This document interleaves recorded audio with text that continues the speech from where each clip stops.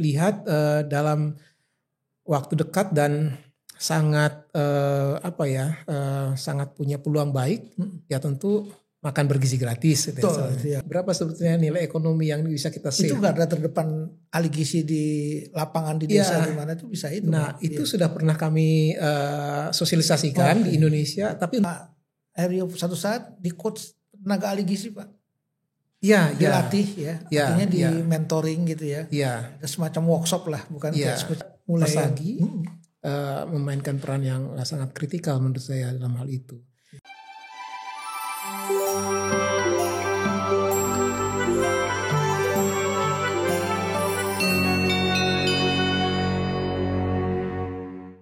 Assalamualaikum warahmatullahi wabarakatuh. Mudah-mudahan para pemirsa di seluruh Indonesia dengan Persagi Podcast kita tidak asing lagi nih. Ada satu internasional NGO yang berada di Indonesia, adalah namanya Nutrition International. Selamat datang Pak Herio di Persagi. Ini kantor DPP Pusat Persagi nih Pak Herio. Terima kasih Pak Dodi, luar kita biasa. Punya anggota 53.000 lebih ya. Mudah-mudahan nanti dengan diskusi-diskusi pada hari ini bisa teman-teman di DPD, teman-teman di DPC ya, bisa kalau nanti emang ada kegiatan program ya yang langsung berhubungan dengan masyarakat ya, bisa mengajak rekan-rekan kami di lapangan sebagai kebermanfaatan ya. Karena DPP, DPD, DPC ini emang satu set Pak. Kalau kita bilang tuh sentralisasi lah. Ya. Karena program secara nasional sampai di provinsi juga di kabupaten ya, sampai di desa itu emang kita coba menjangkau. Ya. Selamat datang nih Pak Herio, dan mudah-mudahan nanti rekan-rekan di seluruh Indonesia, para ahli gizi, para pemerhati gizi atau siapapun yang sangat tertarik dengan perkembangan-perkembangan ya, sudah hadir di tengah kita di sini dari seorang direktur Nutrition International. Kalau nggak salah base-nya di Kanada ya Pak Herio ya. Base-nya di Kanada, Ottawa. Ottawa ya persis. Nah ini menarik kita di sini mudah-mudahan. Selamat datang sekali lagi Pak ya. Untuk itu kami izinkan untuk permisa kenal nih ke Pak Herio untuk menjelaskan kira-kira apa nih yang perkenalkan diri Pak Herio tadi ya. Bapak sebagai apa kiprahnya di Indonesia gitu. Silakan nih Pak Herio. Baik ya. Baik, terima kasih sekali Pak Dodi untuk kesempatan yang diberikan ini. Luar biasa saya bisa hadir di podcast Persagi saat ini. Ya Pak Dodi, saya Herio Ratu. Saya 2 tahun terakhir ini, lebih dari 2 tahun, saya bergabung dengan Nutrition International. Iya. Pak Dodi tadi sudah sampaikan, benar, base-nya adalah di Ottawa, di Kanada. Jadi kami NGO internasional. Iya. Dan seperti namanya Nutrition International, memang kami bergerak di gizi. Selain di Indonesia, kami juga ada di beberapa negara di Asia, ada di Bangladesh, Pakistan, India, Filipina, dan juga beberapa negara di Afrika. Jadi kurang lebih saat ini kami ada di 10 negara, di mana kami punya kantor memang, lalu kami punya staff yang memang beroperasi setiap hari di sana. Tetapi selain 10 negara itu, sebenarnya kami juga punya kerjasama dengan beberapa negara lainnya, ya. Walaupun kami tidak punya kantor di sana. Misalnya seperti di Timor Leste, Laos, Kamboja, kami bekerjasama dengan pemerintah di sana untuk program-program gizi. Walaupun kami tidak punya kantor di sana. Jadi kira-kira dengan itu semua kami saat ini ada di sekitar lebih dari 60 negara. Kalau ditotal-totalkan semuanya. 60 negara? Lebih dari 60 negara. Indonesia sendiri sudah cukup lama juga kami ada di sini. Jadi kami di sini sudah sejak sekitar 2006. Dan mungkin kalau Pak Dodi tahu juga saat ini pemerintah Indonesia punya program namanya Tablet Tambah Darah Remaja Putri. Oh oke. Nah program itu sebenarnya kami perkenalkan waktu di tahun 2015. Jadi sebelum itu tidak ada program tersebut di Indonesia, tapi kami lalu mencoba memperkenalkan dengan melakukan semacam pilot di 2 lokasi di Jawa Barat, di Cimahi dan Purwakarta. Lalu pilot tersebut berjalan baik, diadopsi di tingkat provinsi dan kemudian juga diadopsi di tingkat nasional dan sekarang menjadi program nasional. Jadi itu kira-kira hal-hal yang kami coba lakukan, bagaimana kami membawa praktik-praktik baik dan juga evidence bukti-bukti global yang lalu kami lihat ini sepertinya mampu laksana, bisa diadaptasikan di konteks Indonesia. Itu kira-kira salah satu contohnya. Nah, jadi itu yang kami lakukan. Kami selalu ada di setiap negara yang kami masuki dengan menempatkan diri kami sebagai expert ally atau ya mitra ahli dari pemerintah. Dan kami tentu dengan itu menempatkan diri kami juga sebagai pihak yang mendukung program pemerintah. Jadi kami tidak berkompetisi membuat sesuatu yang baru yang berbeda, tetapi kami selalu melihat apa kebutuhan dan program yang dilakukan pemerintah dan kami melakukan penguatan di sana. Kami mendukung celah-celah mana yang kira-kira perlu kami support. Kira-kira itu yang kami lakukan dan lalu breakdownnya ya tentu ada beberapa hal yang secara teknis kami lakukan khususnya di Indonesia.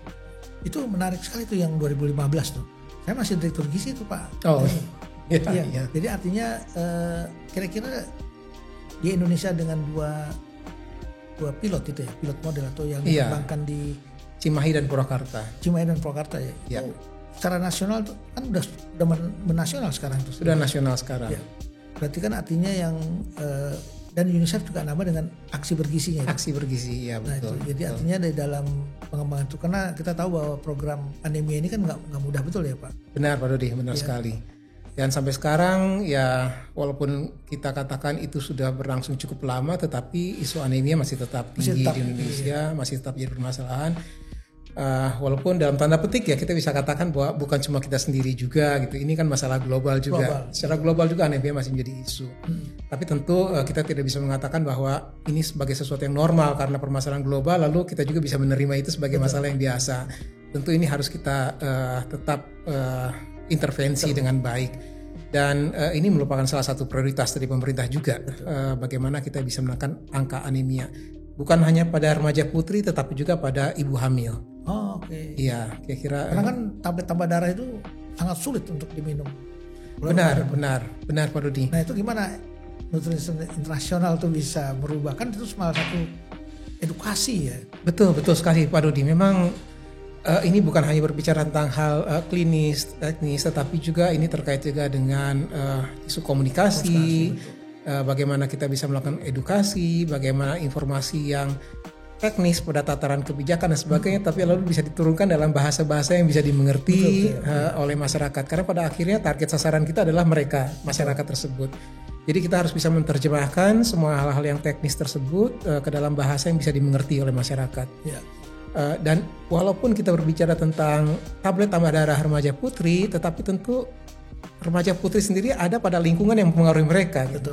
Jadi kita juga harus memberikan edukasi juga kepada keluarganya, kepada ibunya, dan juga salah satu metode yang cukup efektif adalah biasanya pendekatan melalui teman gitu ya. Jadi peer educator. Peer educator itu ya. Ya, karena biasanya mereka selalu mencoba untuk melihat apa sih yang dilakukan oleh teman mereka dan menurut mereka itu lebih relate untuk diri mereka. Jadi kami coba juga masuk ke sana juga. Ya, itu kira-kira yang coba kami lakukan. Memang banyak sekali mitos-mitos dan sebagainya. Apalagi anak remaja kan mereka seringkali masih berpikir bahwa sepertinya tablet tambah darah ini nanti jangan sampai ini membuat kita menjadi gemuk, nafsu makan kita menjadi tinggi dan sebagainya gitu ya. Mereka punya hal-hal yang ya itu di lingkungan mereka itu menjadi perhatian gitu. Nah, kami juga mencoba untuk mengidentifikasi hal-hal tersebut supaya itu bisa masuk juga menjadi bagian dari konten komunikasi edukasi kami gitu, supaya lebih efektif. Nah, ini artinya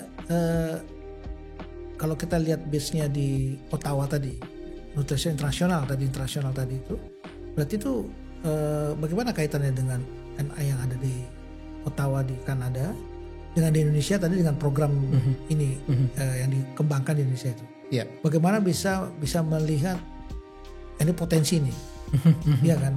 Ya. Kok artinya pada saat itu saya tahu emang remaja belum jadi agenda untuk diberikan secara awal ya untuk ada program pemberian tablet tambah darah kepada remaja putri kan di kalau nggak salah SMA ya di sini ya. Iya. Pada SMA di sini jadi sehingga bisa ini.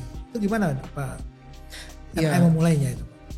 Ya, jadi memang komunikasi kami sangat intens antara. Jadi kami punya 3 layer sebetulnya secara struktur. Kami punya kantor pusat di Ottawa dan di sana banyak expert kami. Lalu kami juga punya kantor regio. Jadi karena tadi portfolio kami lebih banyak di Asia dan Afrika, maka kami punya 2 kantor regio. Nah, satu ada di Delhi untuk Asia dan satu lagi ada di Nairobi. Untuk yang Afrika. Dan di situ pun juga ada expert kami juga yang duduk di sana. Beberapa dari mereka memang didedikasikan juga untuk mensupport negara-negara tertentu. Jadi untuk Indonesia ya kami punya dukungan penuh juga dari baik di kantor regio maupun juga di kantor internasional. Dan kami punya komunikasi yang sangat intens, koordinasi, pelaporan dan sebagainya, sehingga dan mereka pun juga secara rutin juga berkunjung.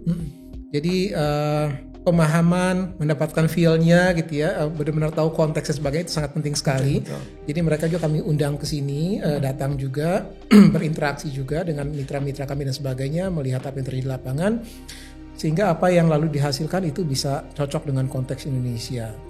Nah, tadi terkait dengan komunikasi juga karena memang yang kan tadi saya sampaikan di sekolah kan Pak, kan Kemenkes nanti kan ada di Kemendikbud ya kalau nggak salah ya Mas itu ya. Ini Kemenkes ini kan jadi artinya dua sisi yang betul nggak mudah menyatukan ini. Betul. Nah, itu gimana strateginya tuh? Bahkan lebih dari 2 Pak Dodi. Jadi kalau kita bicara tentang tablet remaja putri karena memang lokasi intervensinya ada di sekolah. Jadi sekolah itu bahkan ada Kementerian Pendidikan, tapi juga ada agama juga. Karena kami masuk juga di Islamic boarding school misalnya, pesantren dan sebagainya. Jadi ada lebih dari 2 lembaga yang memang harus berkoordinasi supaya program ini bisa berjalan baik.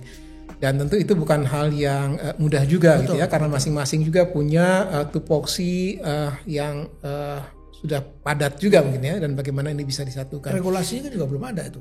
Ya. Jadi salah satu hal yang lalu kami coba bangun adalah misalnya bagaimana dari pihak puskesmas, dari tenaga kesehatan mereka bisa melakukan peningkatan kapasitas guru-guru, OSIS, UKS di sekolah supaya mereka bisa melakukan edukasi. Karena tidak mungkin itu diserahkan kepada puskesmas atau tenaga kesehatan untuk menjangkau semua sekolah yang begitu banyak. Dengan puskesmas masyarakat aja udah.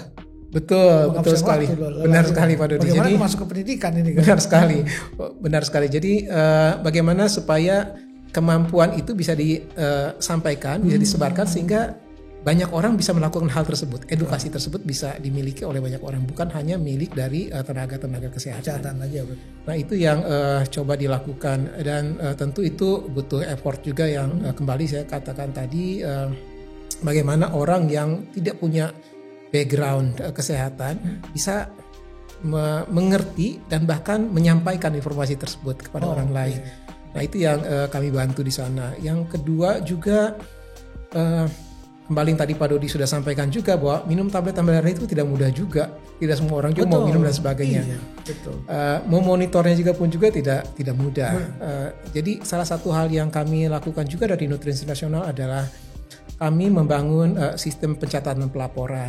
Jadi bagaimana dari pihak sekolah, guru-guru bisa mencatat dengan baik, lalu catatan itu masuk ke puskesmas dan seterusnya, naik sampai dengan ke tingkat nasional untuk pengambilan kebijakan dan seterusnya. Nah itu hasilnya gimana sekarang tuh Pak?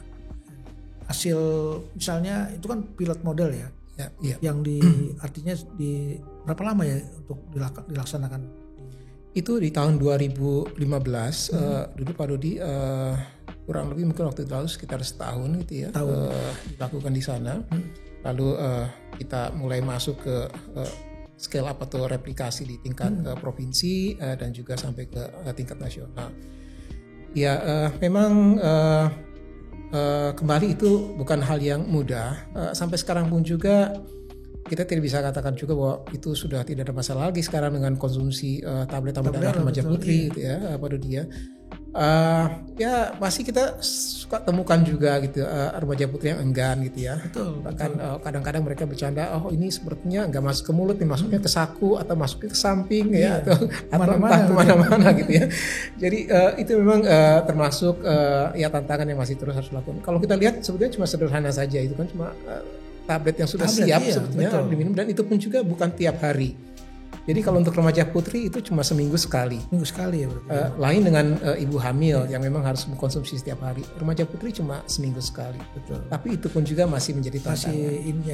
Masih menjadi tantangan. Artinya kalau dari pengalaman yang di NI di Indonesia tadi ya, artinya sekarang ini udah bergema nih kan sampai ke remaja putri kan dengan UNICEF itu dengan sebagai the leading untuknya mitra pembangunan ya sebagai pusatnya.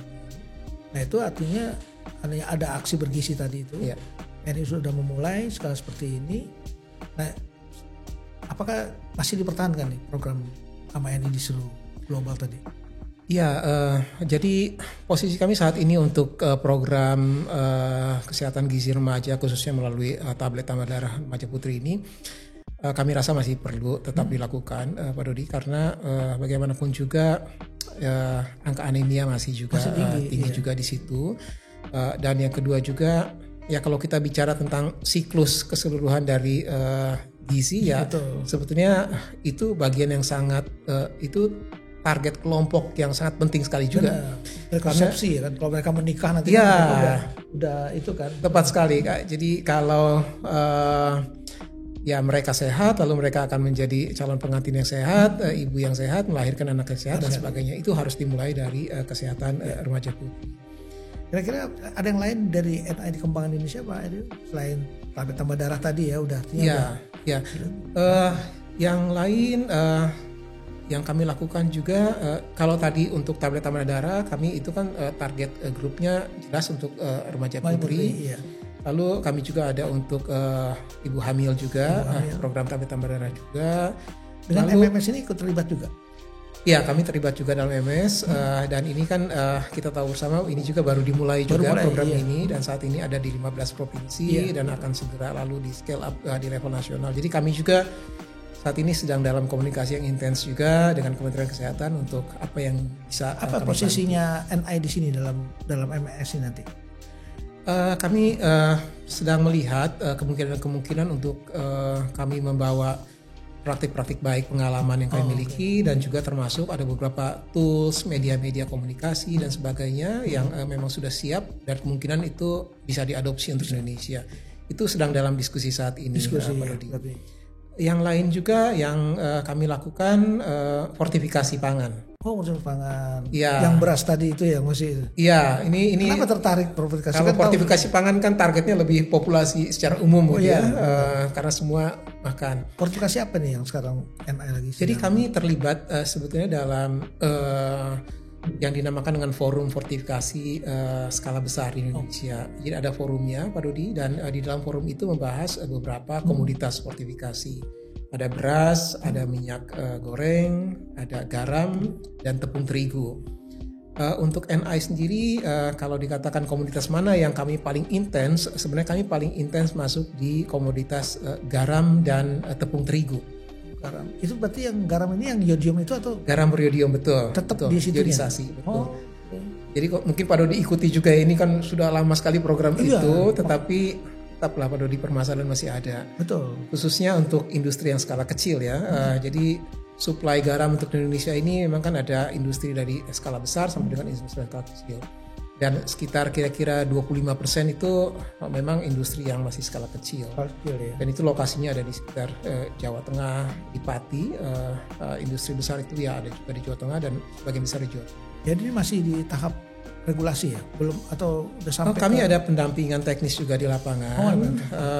Tentang regulasi, salah satu hal juga yang sedang kami perjuangkan juga, Pak Dodi, karena waktu lalu Pak Dodi juga ikuti juga ada Permendagri yang mengatur tentang program pedoman untuk daerah untuk penanggulangan GAKI ya.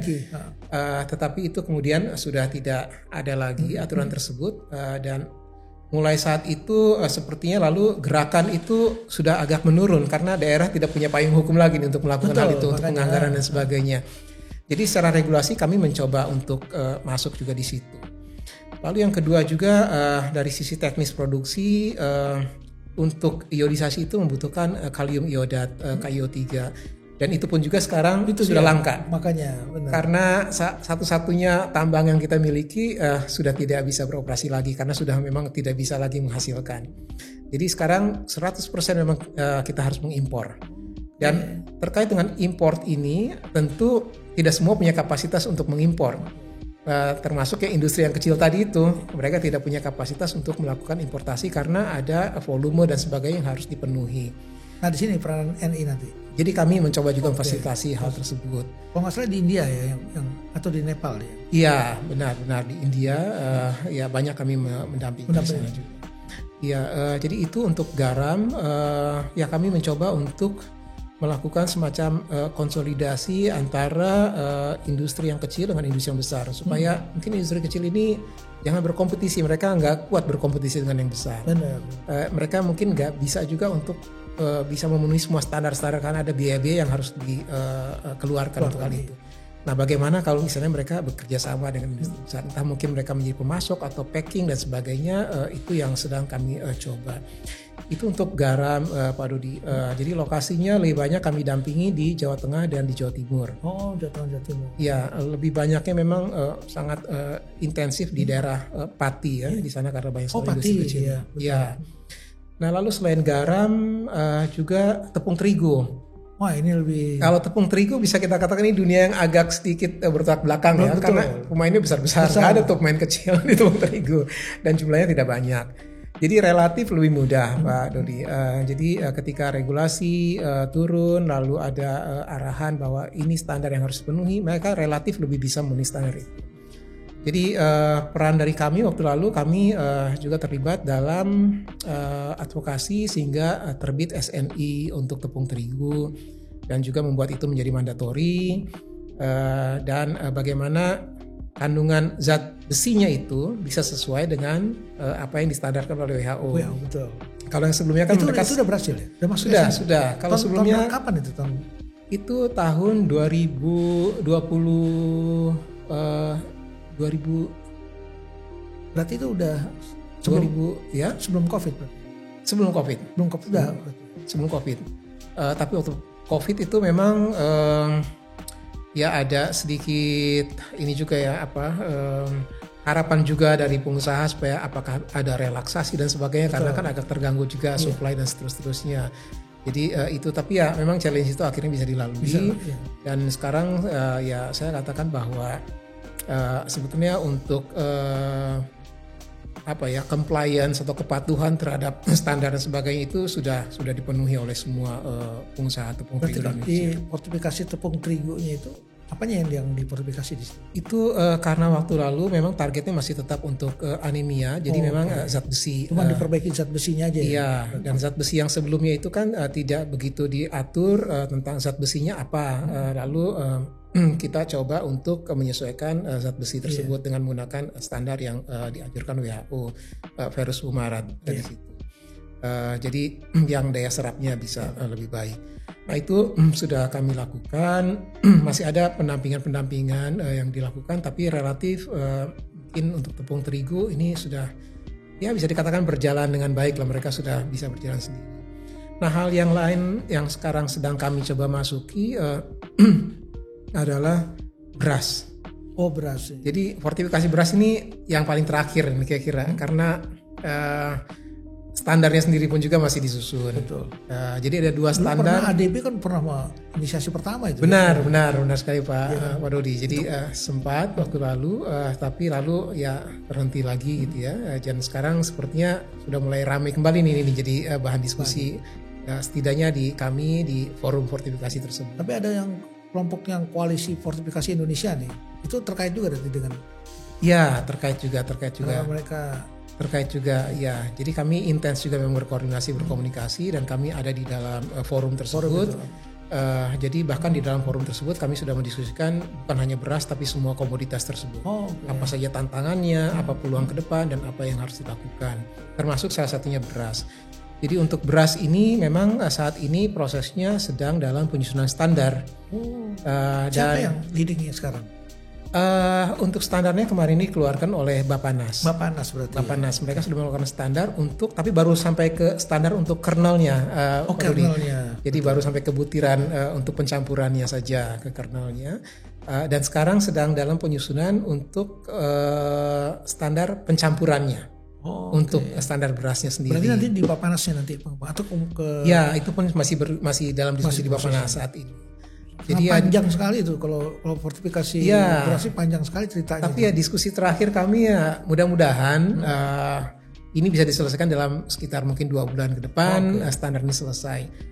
Nah kalau standar ini selesai lalu kira-kira apa yang harus dilakukan? Apakah sampai dengan di standar selesai dan itu lalu selesai? Tentu tidak juga kan Pak Dodi. Harapan kita kan lalu bagaimana beras yang sudah terfortifikasi ini bisa dikonsumsi oleh masyarakat yang membutuhkan. Dan siapa yang membutuhkan? Ya kalau kita ini FA juga nanti di berasnya apa ya fortifikasi yang paling utama beras? Ya ada beberapa termasuk zat besi juga ada di sana juga. Jadi untuk beras ini memang ya kami berharap sesudah standar nanti selesai. Dan ini bisa masuk dalam program nasional supaya bisa memang lalu diterima oleh masyarakat membutuhkan. Nah, kalau peranannya NI di sini defortifikasi tadi semua ya artinya yang Pak sampaikan itu apanya Pak? Apakah ada konsultan yang dari Kanadanya atau dari tenaga ahlinya seperti apa nih yang salah satu hal yang kita pernah yang pertama yang pernah kami lakukan studi. Kami pernah melakukan studi untuk landscaping fortifikasi beras Indonesia. Jadi melihat seperti apa posisi itu dilakukan oleh NI itu. Iya, dilakukan oleh NI waktu lalu. Kami melakukan landscaping tersebut. Yang sebetulnya landscaping itu sudah pernah juga dilakukan oleh lembaga lain juga. WFP pernah melakukan hal itu. Tapi kami lalu mencoba untuk memutakhirkan kembali sesudah beberapa tahun dengan data terbaru seperti apa. Jadi di dalamnya termasuk memetakan sebenarnya berapa banyak sih penggilingan yang ada, kesiapan fortifikannya bagaimana dan sebagainya. Kira-kira hal itu termasuk sampai dengan rekomendasi kalau ini mau dilakukan kira-kira pilihan kendaraannya apa yang memungkinkan. Nah ini yang menarik Pak Dodi tentang pilihan kendaraannya apa. Karena untuk beras fortifikasi ini memang tidak bisa disamakan seperti garam atau tepung terigu atau minyak, di mana sekarang itu semua sudah mandatori gitu ya. Artinya semua yang memproduksi garam, tepung terigu ya harus mengikuti SNI, harus mengikuti standar. Nah kalau itu diberlakukan kepada beras sepertinya tidak mungkin. Karena jumlah penggilingan terlalu besar, penggilingan kecil-kecil nanti ketangkap semua gitu karena dianggap melanggar hukum kalau itu dijadikan mandatori. Nah sehingga pendekatan apa yang kira-kira paling cocok saat ini ya memang pendekatan untuk social safety net, program khusus. Jadi beras itu nanti beras yang khusus berarti untuk itu yang sedang kami dorong ke arah sana agar ketika standar ini sudah selesai lalu beras difortifikasi dan disalurkan setidaknya melalui program bantuan sosial. Jadi itu yang dilakukan dan yang kami lihat dalam waktu dekat dan sangat sangat punya peluang baik ya tentu makan bergizi gratis gitu ya. Karena dengan target lebih dari 82 juta itu akan sangat masif sekali. Dan dengan jumlah yang skala yang begitu besar itu pun juga lalu diharapkan nanti akan membangkitkan gairah dari produsen sehingga lalu lahirlah produsen-produsen lokal yang memproduksi fortifikasi ini dan lalu dengan edukasi juga ini menjadi pengetahuan luas masyarakat dan akhirnya bukan hanya penerima bantuan sosial tetapi juga masyarakat umum menjadi tertarik juga dengan beras fortifikasi ini dan itu lalu menjadi produk yang mudah untuk dijangkau, tersedia di pasar dan sebagainya. Tapi juga harus ada kehati-hatian ya karena berasnya kan faktor inflasi cukup tinggi kan kalau misalnya harganya tinggi kan itu benar. Itu yang banyak para ahli menyatakan itu kalau untuk beras ini hati-hati karena emang makanan utama Indonesia itu. Betul. Jadi memang ya tapi ya itu memang ide dari komoditas fortifikasi memang komoditas yang paling banyak dikonsumsi oleh masyarakat gitu ya, sehingga memang dipilih ya beras, tepung terigu, minyak, garam gitu ya. Tapi memang beras ini ya memang ya naturnya berbeda, jadi memang harus diintervensi dengan harus cara hati-hati soalnya itu. Harus karena hati-hati, awal-awal itu pengembangan fortifikasi itu di situ sebenarnya, ya kan? Benar. Kenapa beras itu belum berani diangkat oleh karena dikhawatirkan karena ini memang satu bahan makanan pokok yang dijaga oleh pemerintah kan. Benar. Tidak boleh artinya harus tersedia sepanjang tahun dan juga ketersediaan di gudang-gudangnya itu juga harus gitu. Benar. Ya. Jadi kami pernah mengajak juga Pak Dodi beberapa rekan-rekan dari mitra pemerintah dan juga bahkan produsen juga untuk belajar ke India. Karena kami juga melakukan pendampingan juga di India dan India itu sudah sangat masif. Betul. Saya banyak baca dari jurnal-jurnal di India itu. Jadi keberhasilannya sudah sangat baik sekali, sudah difortifikasi dan bagaimana mereka bisa mengintegrasikan itu dalam social safety net mereka itu sudah sangat masif, luar biasa, sistemnya sangat baik.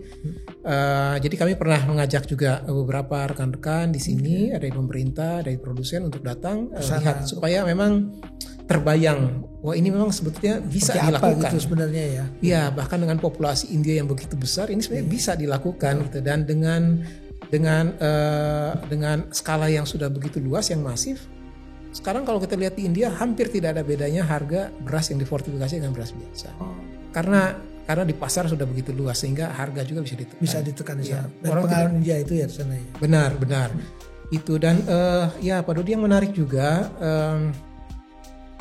kami juga selain fortifikasi, kami juga punya tim, namanya tim Health Economics. Health Economics unit. Apa nih health? Jadi mereka itu melakukan kajian-kajian, perhitungan-perhitungan analisa kesehatan dan ekonomi dari sudut ekonomi. Jadi salah satunya untuk tepung terigu, Pak Dodi, kita pernah melakukan studi cost benefit analysis. Jadi waktu lalu 2023 kalau tidak salah itu kami lakukan studi itu untuk menghitung sebetulnya berapa sih ini keuntungan ekonominya kalau kita melakukan fortifikasi tepung terigu. Dan di situ lalu muncul angkanya 1:14,6, akhirnya cukup tinggi juga. Dan kita invest $1 kita bisa return 14,6 itu. Iya. Dari mana angka-angka itu? Yaitu karena ada perbaikan produktivitas orang karena lebih sehat, angka kesakitan ditekan, biaya medis turun dan sebagainya, lalu bisa muncul angka tersebut.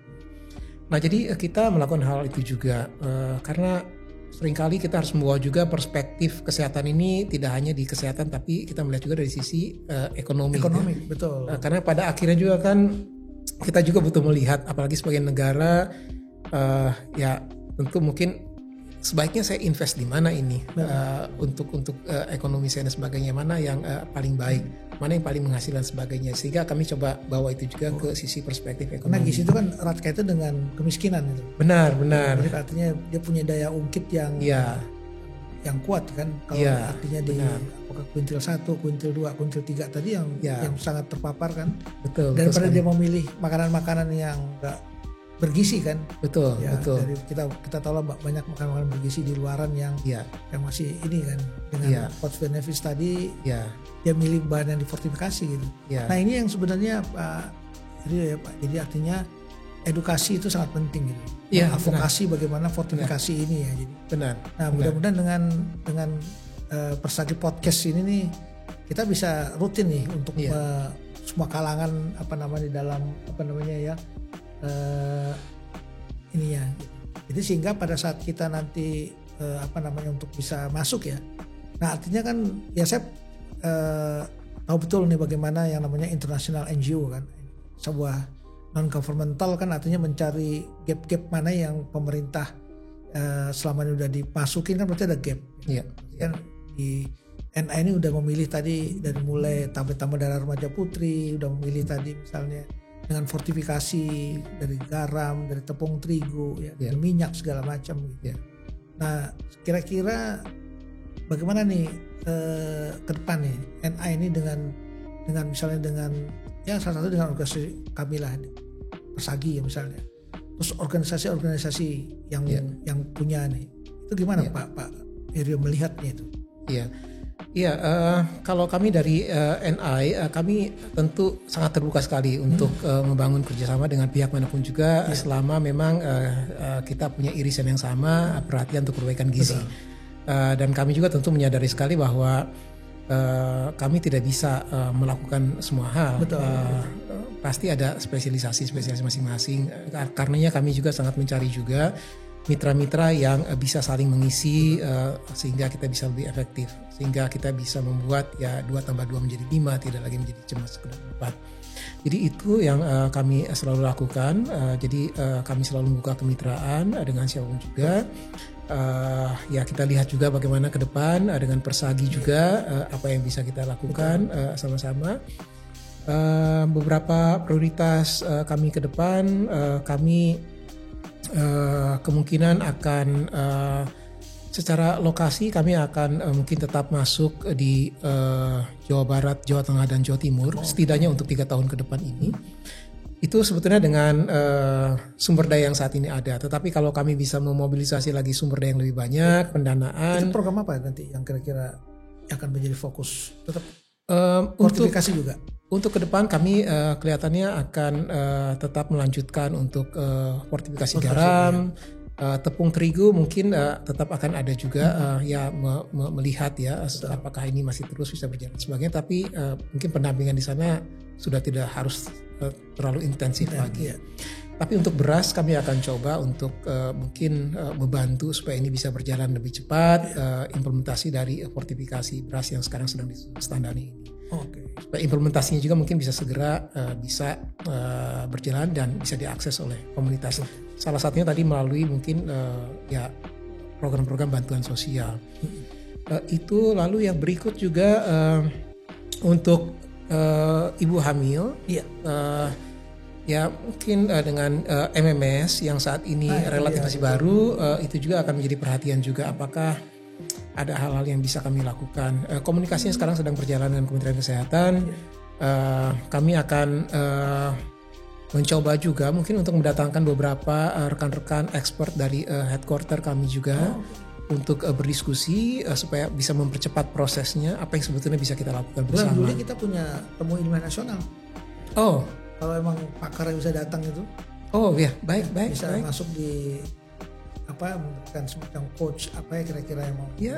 Dengan senang hati saya nanti bisa informasikan juga karena beberapa dari mereka suka rutin juga datang ke sini. Jadi mungkin kalau ada kesempatan mereka di sini pertengahan Juli saya bisa ajak mereka juga. Juli kita ada temu nasional yang akan kita lakukan memang setiap tahun sekali untuk kita melahirkan. Jadi kalau kira-kira nanti ada, sebenarnya yang paling kita inginkan di Persagi ini ada semacam coach and mentoring itu. Artinya kan mungkin ilmu ini kan sekarang sangat cepat ya dengan teknologi AI segala macam, GPT segala macam itu kan. Tapi artinya mendampingi ini gimana gitu, misalnya tadi yang dari mulai dengan remaja putri tadi sehingga bisa saya lihat dari 2015 sampai sekarang udah UNICEF langsung melit dengan semua stakeholder yang ada kan untuk yang hasil bergizi. Emang fokus fortifikasi ini emang utama nih sebenarnya karena belum semua pihak nih seperti apa sih kan gitu ya.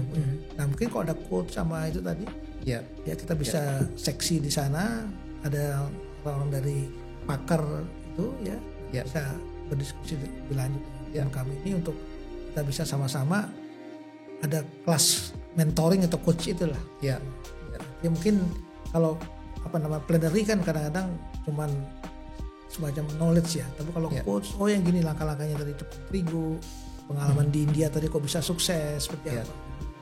Dengan senang hati Pak Rudi. Itu lalu tadi tentang yang health economics. Nah itu juga itu satu hal yang menarik juga, kami baru saja juga mengeluarkan tools Pak Rudi. Namanya cost of inaction tools. Jadi cost of inaction tools. Jadi itu berapa biaya yang akan terjadi kalau tidak melakukan sesuatu, cost of inaction. Jadi dengan tools itu bisa dihitung Pak Dodi. Kira-kira kalau stunting turun dari sekian menjadi sekian, ini Nah, sebenarnya itu ekonomi gainnya benar. berapa nih? Berapa sebetulnya nilai ekonomi yang bisa kita save? Itu garda terdepan ahli gizi di lapangan di desa di mana itu bisa itu. Nah, itu sudah pernah kami sosialisasikan di Indonesia, tapi untuk rekan-rekan media. Nah, kami rencananya mau melakukan sosialisasi itulah kembali, tapi untuk pemerintah, di kalangan pemerintah. Dan bahkan kami juga berencana juga untuk membuat forum seperti learning sessions gitu, saling belajar antar negara. Karena satu hal juga yang menarik, kalau kita bicara tentang stunting misalnya nih Pak Dodi, Indonesia itu termasuk luar biasa itu bisa menurunkan angka stunting dengan begitu cepat ya. Kalau kita lihat, kita masih suka bicara tentang Peru sebagai rujukan juga gitu ya. Tetapi kalau kita bandingkan Indonesia dan Peru untuk sampai dengan ke angka seperti kita itu butuh waktu lebih panjang. Betul. Sedangkan kita, kira-kira kita stunting kita 2018 itu masih di 30,8. Betul. Dan sekarang dalam 6 tahun kemudian kita sudah bisa turun sampai dengan 19,8. Itu angka yang sangat cepat, lebih cepat dari Peru. Nah, jadi kami melihat bahwa ini hal yang sangat baik sekali untuk membagikan pembelajaran ini dari Indonesia untuk negara lain. Karena kembali visi kami sebetulnya bukan hanya di satu negara. Kami ingin masyarakat secara luas di dunia ini bisa mengalami perbaikan gizi. Betul. Mendapat gizi yang baik. Sehingga pembelajaran Indonesia kami akan coba bawa juga keluar. Dan bagaimana intervensi stunting itu bisa dilakukan dengan baik, efektif sehingga mencapai angka tersebut dalam waktu dekat, itu yang pertama. Tetapi juga yang kedua, dengan terjadinya penurunan tersebut, lalu nilai ekonominya berapa sebetulnya? Nah, itu tadi kita akan arahkan juga ke cost of inaction tools itu. Jadi akan ada dua hal yang akan sudah ada modulnya itu. Toolsnya sudah ada dan sudah bisa diakses juga. Jadi sebenarnya sudah bisa setiap orang bisa. Kalau Pak Herio satu saat di coach tenaga ahli gizi Pak. Dilatih artinya di mentoring gitu ya. Semacam workshop lah, bukan seperti webinar atau apa kan. Jadi ini ada tools ya, nanti kami bisa memberikan, kan kami punya LDP Pak, lembaga diklat pelatihan. Ya kan kita masukin di sana ya, nanti siapa yang tertarik didukung oleh NI, siapa ahlinya dengan contoh-contoh gitu kan. Karena saya pernah ikut modulnya Nutrition International Pak tentang anemia itu. Yang dibangun di website. Saya pernah ikut bagaimana menceritakan langkah-langkah demi langkah untuk tentang anemia tadi itu, penanganan anemia, operasinya gimana. Nah, kalau yang ini tadi menarik, itu sangat menarik sekali untuk bisa diangkat itu. Jadi tools itu sudah siap, sudah bisa diakses sebenarnya, tapi supaya lebih memudahkan kita akan coba sosialisasikan supaya benar-benar orang bisa menggunakan itu ya. Dan untuk pengambilan keputusan juga akan sangat baik sekali. Jadi itu Pak Dodi, lalu hal yang lainnya mungkin kita akan coba juga untuk melihat bagaimana integrasi nutrisi dengan sektor-sektor lainnya. Supaya nutrisi ini memang bukan hanya dilihat per diri sendiri, tapi sebetulnya ini adalah hal yang terkait dengan sektor. Misalnya nutrisi dengan perubahan iklim, itu bagaimana? Itu hal-hal yang akan kita coba bangun ke depan. Misalnya saat ini saya juga sedang berdiskusi juga dengan Kementerian Kesehatan tentang nutrisi dengan TB. Ini kira-kira seperti apa? Ada studi yang dilakukan di India sangat baik sekali, dan mungkin itu kami sedang melihat juga kalau memang ada sumber daya yang bisa kami mobilisasi, mungkin itu bisa coba juga untuk apakah mungkin untuk dilakukan di Indonesia. Studi di India itu namanya Rations. Dia melakukan studi intervensi gizi untuk TB, dan itu memang terbukti dengan intervensi gizi pada keluarga yang ada anggota keluarganya menderita TB, dan ada intervensi gizi untuk keluarga tersebut, itu menurunkan transmisi TB itu sampai dengan 40%. Jadi luar biasa sekali sebetulnya. Kembali lagi tadi yang Pak Dodi sampaikan bahwa ini memang prevention dan sebagainya itu memang akan lebih baik dibandingkan mengobati. Lebih baik perbaikan gizi itu akan memperkuat daya tahan dan menurunkan angka transmisi. Jadi hal itu yang kami coba lakukan Pak Dodi, dan juga kami sedang melihat juga tentang salah satu hal yang masih dalam diskusi hingga saat ini tentang survei gizi mikro. Oh iya itu. Jadi kalau ya ini terkait dengan data juga Pak Dodi ya, supaya nggak mudah itu. Betul, supaya keputusan baik, arahan program baik dan sebagainya, tentu kita butuh data. Dan saat ini data-data tentang gizi mikro kita kan memang relatif perlu diperbarui. Memang biaya itu tidak akan kecil juga, itu rumit dan berbiaya besar, tetapi itu sangat penting sekali. Jadi ini juga yang sedang kami diskusikan dengan teman-teman World Bank, beberapa mitra lainnya gitu ya, supaya bagaimana kita bisa support pemerintah nih, supaya bisa melakukan survei gizi mikro ini. Itu yang juga hal yang kita coba sedang lihat juga Pak Dodi. Jadi ya itu kira-kira yang bisa saya sampaikan, dan di sini juga saya mau sampaikan juga sekali terima kasih juga ini untuk Persagi. Dan juga apa yang tadi saya ceritakan itu Pak Dodi, itu sebetulnya kita sangat sekali disupport oleh pemerintah Kanada. Jadi saya ucapkan terima kasih juga dalam kesempatan ini untuk pemerintah Kanada juga, karena sebagian besar pendanaan kami memang datang dari pemerintah Kanada.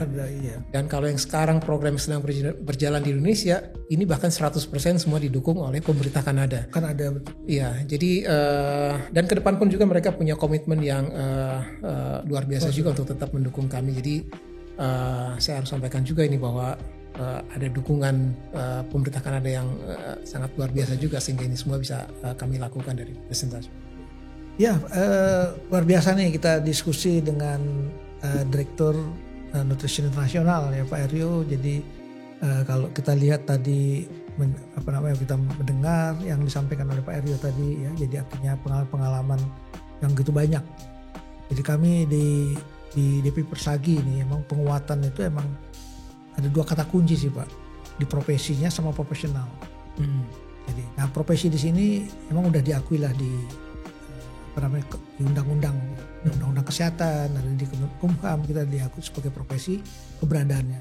Nah profesional ini yang sebenarnya kita akan coba kaum terus ya. Jadi artinya NI di Indonesia ya, kami punya anggota 53.000 Pak. Ya, kalau nanti Bapak mau mengembangkan apa ya bisa hubungan kita ya. Artinya kadang-kadang kita pikir wah kok ngajak orang ini nanti gimana ya, itu bisa diskusikan dengan kami di pengurahan Pak. Karena kita melihat bagaimana profesional tadi itu terbangun. Karena mungkin dia tertarik dengan fortifikasi, tapi kemana nih saya mau belajar fortifikasi. Saya tertarik dengan tadi yang ekonomik ya tadi ya. Health economics itu. Ekonomik itu ya bagaimana gitu. Lo kok India bisa berhasil ya kan? Kok bisa artinya orang berkarir di seperti Pak Aryo nih. Ya, artinya kan banyak anak-anak muda kita saya tertarik jadi NGO, mendirikan NGO misalnya seperti ya kan, artinya membangun kan membangun kan satu hal yang luar biasa kan, tapi kan menikmati pembangunan yang sudah dibangun itu yang bisa untuk anak-anak bangsa Indonesia ya, yang fresh graduate nggak tanggung-tanggung Pak, kepintaran mereka juga itu talentanya tinggi-tinggi betul gitu. Ini bagaimana saya memaintain profesional mereka itu, mereka mau kemana nih, mau ahli fortifikasi kah? Tadi diskusi juga dengan Bu Ita mau ahli data tadi, kok Pak Ari bilang kita penting data kan, ada survei segala macam. Nah sebagai terakhir nih Pak Ari nih, kira-kira Bapak melihat Persagi gimana nih ke depan, apa nih untuk kami yang supaya kami terus berkembang, dan juga nanti kira-kira potensi apa sih kerjasama yang bisa dilakukan oleh Pak Ari? Terakhir nih Pak, udah cukup panjang kita diskusi nih. Silakan Pak Ari. Baik, terima kasih Pak Dodi. Kalau dari saya mungkin saya menanggapi dulu juga tadi apa yang disampaikan oleh Pak Dodi tentang bekerja di NGO internasional gitu ya, seperti apa. Saya melihat ini bukan berarti lalu saya membanding atau hal yang di luar NGO itu tidak ada gitu, tapi setidaknya pengalaman saya, karena pengalaman saya adanya di NGO, saya bercerita tentang NGO. Artinya ini adalah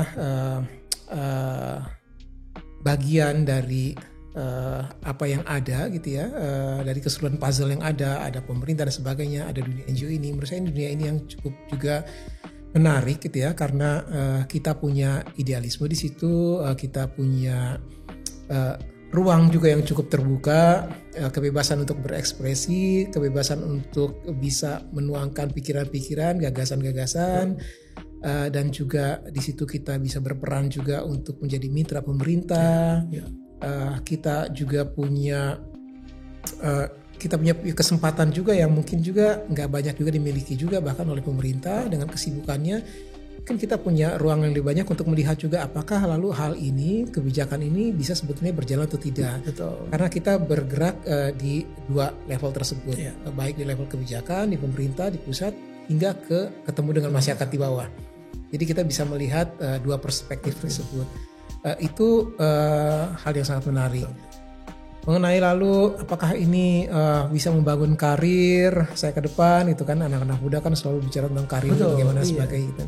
Udah nggak karir ini sangat terbuka. Iya. Sama ASN udah senang, udah kebebasan, udah beda nih soalnya. Iya. Kalau kita kan baby boomer kan. Iya. Bahkan kayaknya mereka senangnya bikin startup, nggak suka lagi itu dia nggak suka lagi. Gitu. Iya. Jadi ini sebenarnya ruang yang sangat terbuka gitu, apalagi dengan keterbukaan juga kita di setiap network kita di tingkat global, sangat memungkinkan sekali juga bahwa kita bisa lalu berkarir juga, bahkan bukan hanya di Indonesia, kita bisa ditarik ke negara yang lain, kita bisa ditarik ke headquarter dan sebagainya. Itu sangat mungkin sekali.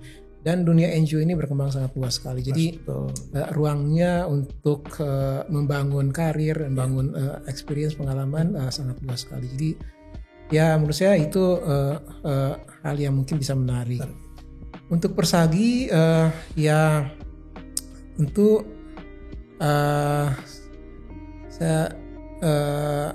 yang pertama saya terbuka sekali untuk kita explore itu Pak Dodi tentang apa ruang kerjasama kita ke depan, apalagi tadi dengan jaringan Persagi yang begitu luas.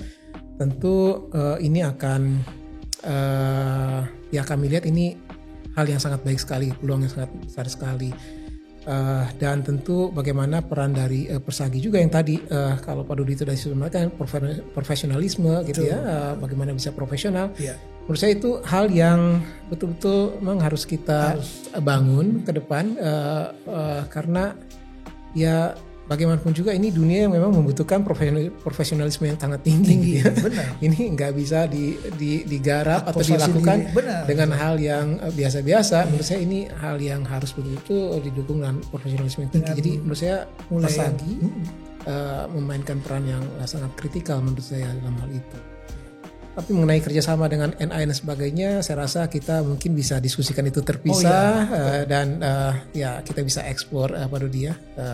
Tapi pada dasarnya saya melihat peluang itu ada dan harusnya kita bisa bersama ke depan. Terima kasih nih Pak, ini udah di kantor DPP Persagi ya. Jadi artinya sudah dari kita awal bercerita ya Pak dengan Persagi, bagaimana industri internasional ya. Rekan-rekan semua se-Indonesia, teman sejawat ya, ahli gizi atau pemarti gizi, profesional gizi, siapapun yang tertarik dengan gizi ya, jangan lupa nih, yuk like, comment, subscribe ya podcast kami di YouTube DPP Persagi Official. Jadi mudah-mudahan kita berkembang bersama nih anak-anak muda nih ya, karena segmen kita anak muda ya. Siapa yang tertarik di international NGO, datanglah ke Nutrition International untuk belajar ya, karena bisnya ada di Kanada segala macam itu ya. Jadi hari ini untuk kesempatan ini kami sekali lagi ucapan terima kasih.